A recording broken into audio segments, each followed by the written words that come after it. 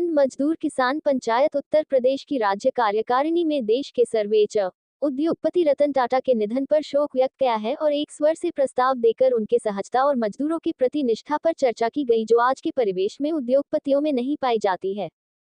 उक्त जानकारी देते हुए प्रदेश महामंत्री राकेश मणि पांडेय ने बताया कि स्वर्गीय रतन टाटा देश के वास्तव में भी रतन थे और उनकी भरपाई संभव नहीं है। उनके देश के प्रति लगन को जल्दी भुलाया नहीं जा सकेगा। उनके लखनऊ प्रवेश के दौरान टाटा औद्योगिक क्षेत्र के निर्माण हेतु भू अधिग्रहण के समय तमाम स्थानीय निवासियों और हिंद मजदूर किसान पंचायत के तमाम सदस्यों से भी वार्ता हुई थी, जिनके प्रयासों के चलते तमाम स्थानीय निवासियों को रोजगार और क्षेत्र के विकास में सहायक बने।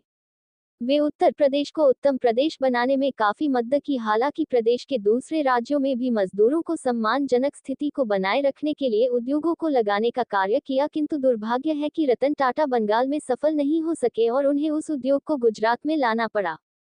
फिर भी रतन टाटा को सभी राजनीतिक दलों का सम्मान सहजता से मिलता रहा है। देश के विकास में बेहतर सोच वाला उद्योगपति अब देश में मौजूद नहीं रहा। विभिन्न क्षेत्रों में अपनी उपलब्धियां प्रसारित व प्रचारित करते हुए जो स्थान भारत और अन्य देशों में भी प्राप्त किया है, वह किसी अन्य को प्राप्त करना असंभव है। हिंदू मजदूर किसान पंचायत स्वर्गीय रतन टाटा को श्रद्धांजलि अर्पित करते हुए आशा व्यक्त की कि उन्हीं के पद चिन्हों पर चलते हुए टाटा बोर्ड मजदूर को सर्वोच्च स्थान पर रखेगी और देश के विकास में अपना योगदान निर्धारित कर बनाए रखेंगी।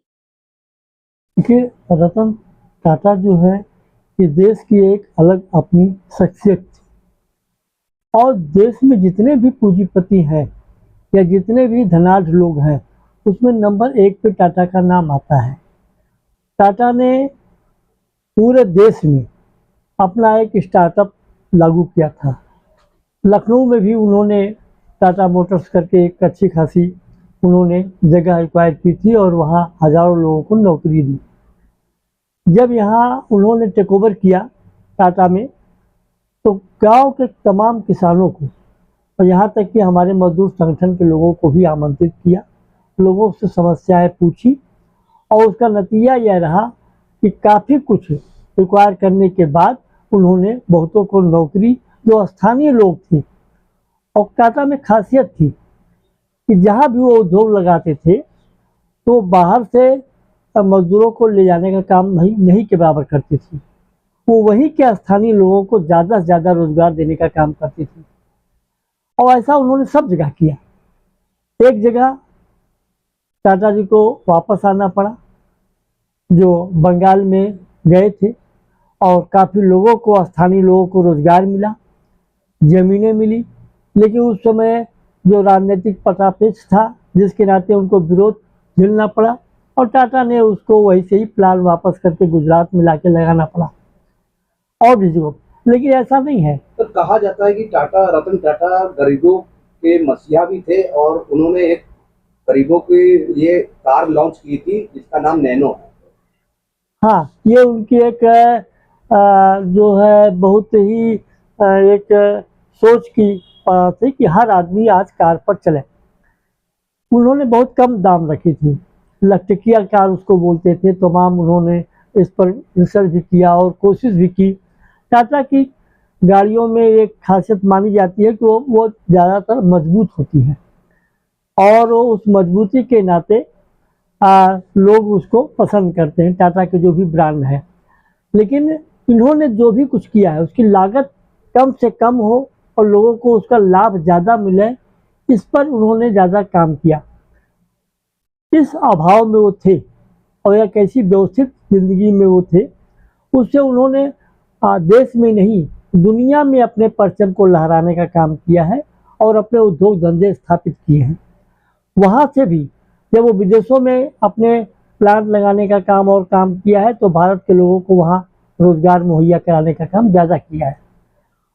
उन्होंने कैंसर इंस्टीट्यूट बनाया जो दुनिया में मशहूर है, आज दुनिया में लोग वहाँ आते हैं।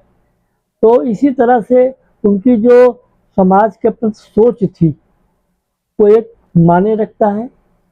लोग आज नहीं सैकड़ों वर्षों में इनको जानेंगे और इन्होंने जो योगदान इस देश के बढ़ोतरी के लिए, विकास के लिए दिया है, सभी, चाहे वो मजदूर संगठन हो, चाहे पूंजीपति संगठन हो, चाहे राजनीतिक दल, इनमें एक खासियत थी, ये किसी एक लाबी से बचकर नहीं रहती थी, ये इनकी विशेष उपयोगिता थी। इन्होंने कभी राजनीतिक के मोहरे नहीं बने और ना ही किसी को मोहरा बनने दिया अपने आप को। सारी राजनीतिक दलों में जो लोग भी सीरियस रहे हो, वो तब सभी जो है टाटा को एक मान सम्मान देते रहे हैं। और याद होगा जब जो है ताज पे हमला हुआ होटल पे, और उसका इन्होंने कहा, बहुत दुख हुआ इनको कि कैसे उसको हमने अपने हाथ में लिया था, कैसे उसको बनाया था, लेकिन कड़ी मेहनत के बाद 1 साल के अंदर ही उस ताज होटल को फिर से वो ताज होटल बनाया। तो जो चीज़ें हैं, इन्होंने जो व्यवस्थित मजदूरों के लिए, समाज के लिए, उद्योग धंधे के लिए, अपने लिए कुछ नहीं किया उन्होंने। वो हमेशा सरल सादा विचारों के लोग थे और जनमानस तक उनकी पहुंच भी थी। पूरे हिंदुस्तान में जहाँ जहाँ उन्होंने जो है संयंत्र जो है स्थापित किए, वहाँ के स्थानीय लोगों को उसका लाभ मिला। सर, कहा जाता है रतन टाटा ये नाम नहीं, एक ब्रांड है, और हाँ। ब्रांड को लेकर इन्होंने कई चीजें लॉन्च भी करी है, जैसे कि नमक हो गया, टाटा के किस नाम, हर टाटा के नाम से बहुत सी चीजें उन्होंने लॉन्च की है, और गरीब के लिए बहुत मसीहा। हाँ, देखिए, ये पूरे देश के परिप्रेक्ष्य में अति लाभ कमाने वाली संस्था नहीं रही। टाटा ने जीवन के जो निचले पायदान पर लोग हैं, उनसे लेकर के और बड़े पायदान पर जो लोग रहे हैं, उनके लिए भी अपनी उपयोगिता की चीज़ें बनाई थी। और इसीलिए जो टाटा नमक है, आज हिंदुस्तान के हर घर में लगभग पाया जाता है। जबकि इसकी प्लांट में जो है, जब हमारे देश में गांधी जी ने नमक आंदोलन जब शुरुआत की, तो एक मासिक था कि हम विदेशी नमक नहीं खाएंगे। कारगिल आंदोलन इसी के बीच में हुआ कि टाटा का ये था कि देश का नमक है, हमें देश के लिए ही करना है और देश के ऊपर ही इसको चलना है। इसी माध्यम को लेकर के टाटा की जो सोच थी, हर जगहों पर, हर स्थान पर वो थी, वो व्यक्तिगत लाभ के लिए। अभी आप देखिए, और भी लोग पूंजीपति हैं, वो कोई अपनी पत्नी को 150 करोड़ का हवाई जहाज गिफ्ट दे रहा है, कोई कुछ गिफ्ट दे रहा है, कोई होटल दे रहा है, लेकिन टाटा ने ये सब कुछ नहीं किया।